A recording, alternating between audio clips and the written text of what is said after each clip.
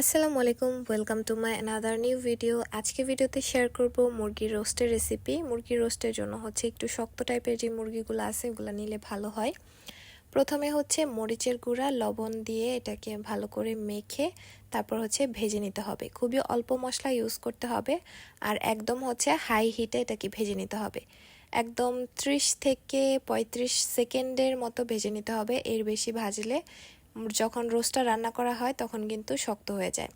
তারপরে সেই তেলের মধ্যে দিয়ে দিলাম পেঁয়াজ বাটা, রসুন বাটা দিয়ে ভালো করে একটু ভেজে নিতে হবে।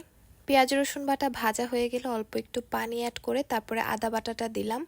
আদা বাটাটা আগে দিলে পুড়ে যায়, খেতে ভালো লাগে না। তারপর ধনিয়ার গুঁড়া, মরিচের গুঁড়া দিলাম আর এক্সট্রা কোনো মশলা দিলাম না। ডিরেক্ট আমি রোস্টে যে রেডিমেড মশলা পাওয়া যায় সেটা দিয়ে দিলাম, পরিমাণ মতো লবণ আর দুধ দিয়ে দিলাম।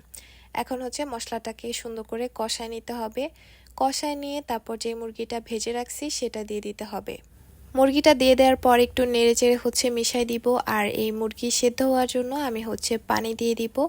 পানি দিয়ে সুন্দর করে ঢাকনা দিয়ে ঢেকে এটাকে সেদ্ধ করে নিতে হবে। তো এর আগে কিছু কাঁচামরিচ দিয়ে দিব। রোস্টে কাঁচামরিচ না দিলে তো হবেই না। এখন ঢাকনা দিয়ে ঢেকে এটাকে সেদ্ধ করে নিব।